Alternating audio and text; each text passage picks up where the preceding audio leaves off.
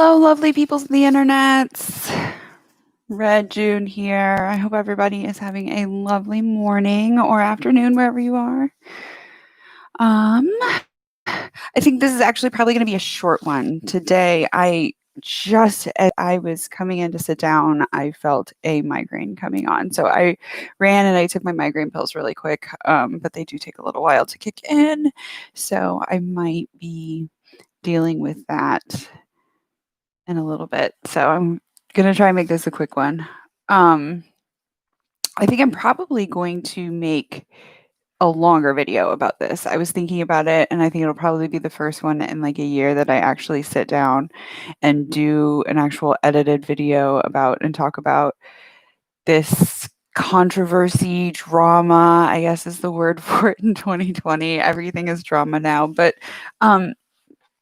it was a story that kind of really touched my heart and really just like ripped my heart out. I think it was probably 4 or 5 months ago I heard about this story, and I'm going to link in the description some of the videos that have more information, that have it laid out maybe a little bit better, or some of the videos that I saw when I first heard about this. Now, I do want to say that just because it was a video that I saw and I found out initial information from, that doesn't mean that I am endorsing these sources or that they are great sources or anything like that. I think probably it was Ready to Glare or Without a Crystal Ball.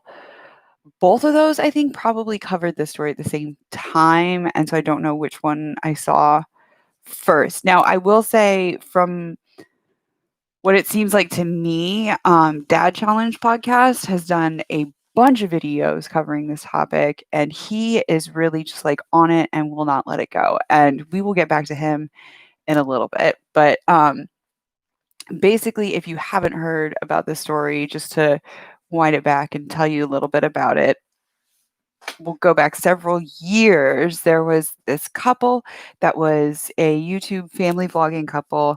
They had, I think, 3 or 4 little kids at that point in time. I think they had 3 kids at that point in time. They decided that they wanted to adopt a toddler, and they decided to go with a Chinese adoption. And then when you adopt from China, there's another YouTuber who did a really good video.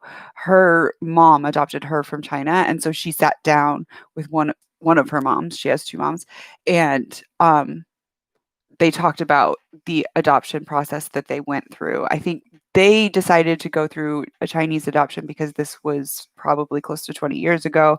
And at that point in time, 2 women were not able to adopt as a married couple in the US. So they had to adopt overseas.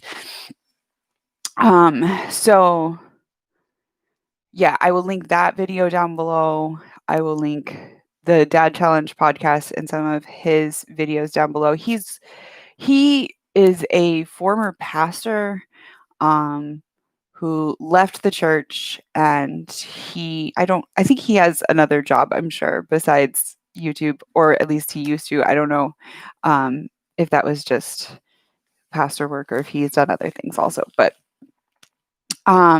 he has a whole series on that, and I feel bad that I like haven't had time to like watch his whole series on like why he's an ex-pastor and all of that. So but he's a really interesting YouTuber. I found him through the whole Myka Stauffer thing that we're talking about. But and the other thing is that everybody says Myka Stauffer, and I do need to correct myself. It's Myka and James Stauffer. It's a couple. It's the 2 of them. They are a married couple.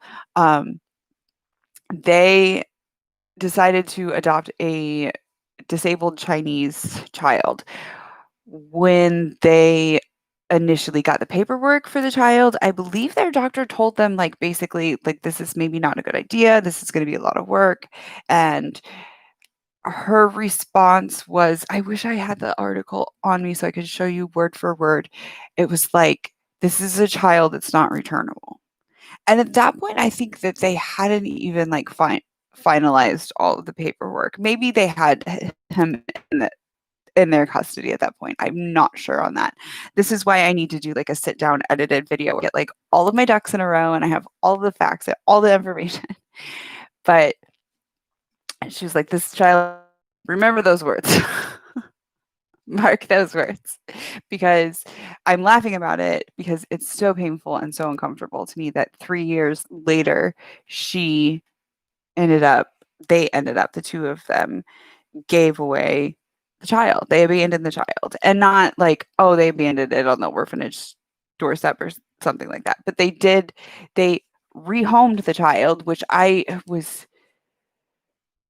not upset with that phrasing, because that people are like, that's what you use for a dog, and it's like, well, yeah, that's what I use for my dog.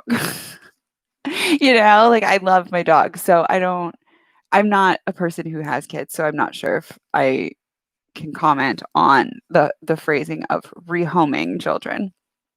But I believe that the legal word for it is abandonment. They abandoned their child and found him another home and then didn't tell their YouTube subscribers.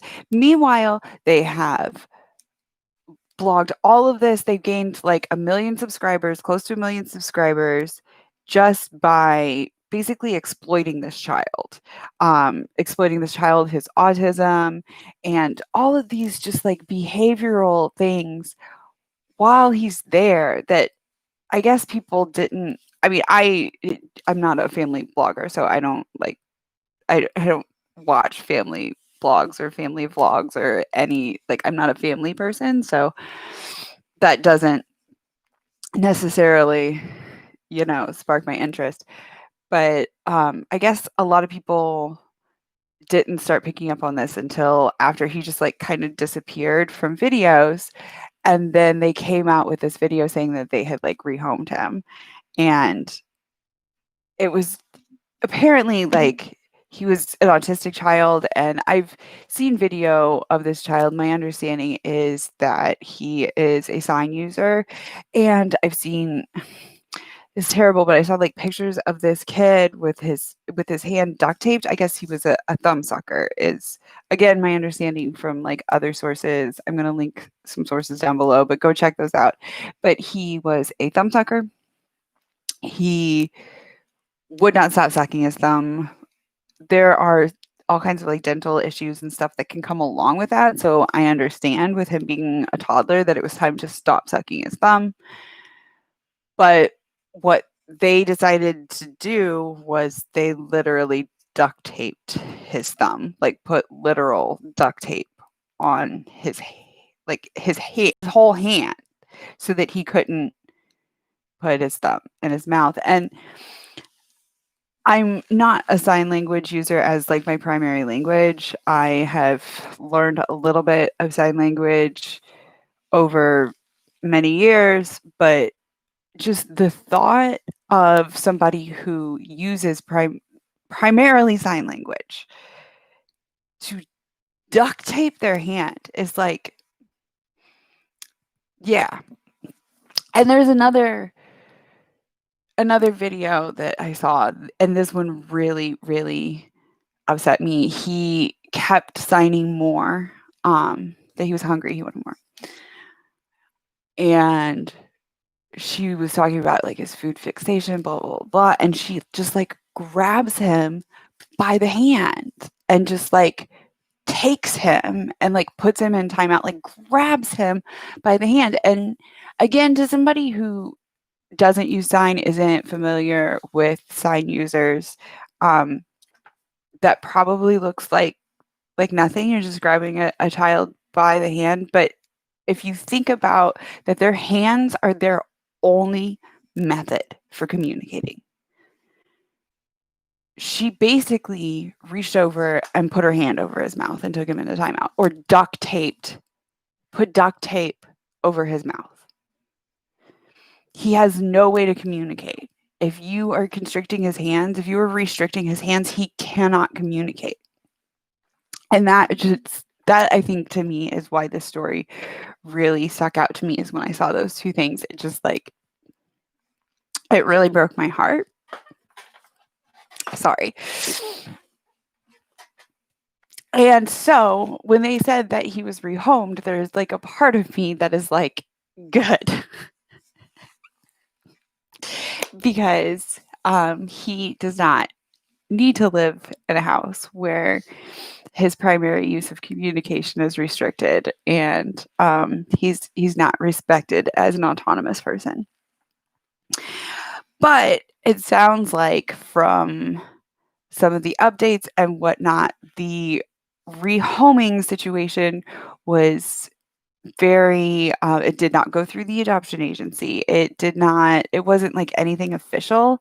And in the state that Myka and James live in, it is actually completely legal for somebody to adopt slash rehome slash move a child via Facebook groups, which is like something that happens pretty regularly. And so there is some concern that like that might have been where the child was, where his new parents were, his forever home was found, his new forever home. So yeah, there's information about that, but it's all kind of being kept pretty secret. So, swinging back around to Dad Challenge podcast, he has really been staying on the Stauffer's butts, which I think is great. James Stauffer has a second channel that's like just a car detailing channel. And there's this whole drama over there involved with the lily brushes. So, there's these detailing brushes that James used to, I guess, shout out. I think they were like one of the things that was like listed in his descriptions where he got like a small percentage if you like used his link to buy the brushes, right? And he, I guess, also had some that were in stock that I don't know if he like has a store where he keeps them in stock or whatever. But he had in his description about the lily brushes. And when all of this happened, I guess he knew that it was going to be coming down. I think information lately says that they were actually told by their management agency that they needed to do a video addressing it. So I think when that whole thing was coming down and he knew that the hammer was going to hit, he did a massive order with lily brushes. Well, once Lily Brushes found out about the drama, they said, of course, they didn't want to sell brushes through him anymore. In fact, they offered to buy back that last large order he had done, and he refused. And he now, I believe he manufactures his own brushes, but like that was like a large purchase to, tide him over. If you're familiar with like getting things manufactured overseas, it is doable. It is kind of a headache, but I can see where he would do it if he knew that Lily Brushes was not going to be sponsoring him anymore and he was going to do his own brushes. And but it does take a few months. So that would explain why he would do a large order and he refused to sell them back to them. So his channel over there is, like I said, I think they've got like close to 1 million subscribers. So Dad Challenge podcast really wants to hire a PI, and basically he's not, I don't know if he's even going to get the information from the PI himself, but he wants to know that H, the son, is safe and that he wasn't rehomed on Facebook, and that he is actually in a vetted household. So that's what he's trying to do.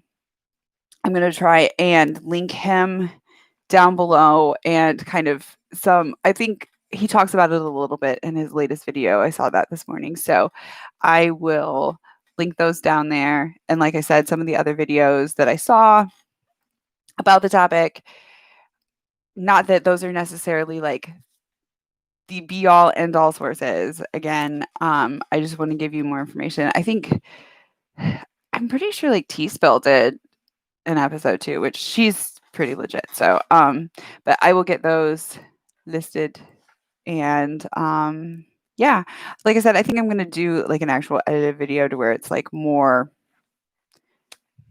comprehensive and a little bit less scatterbrained, but I especially with this migraine that is looming, I need to go lay down, and work on that later. But thank you so much for watching, and I'll see you next time.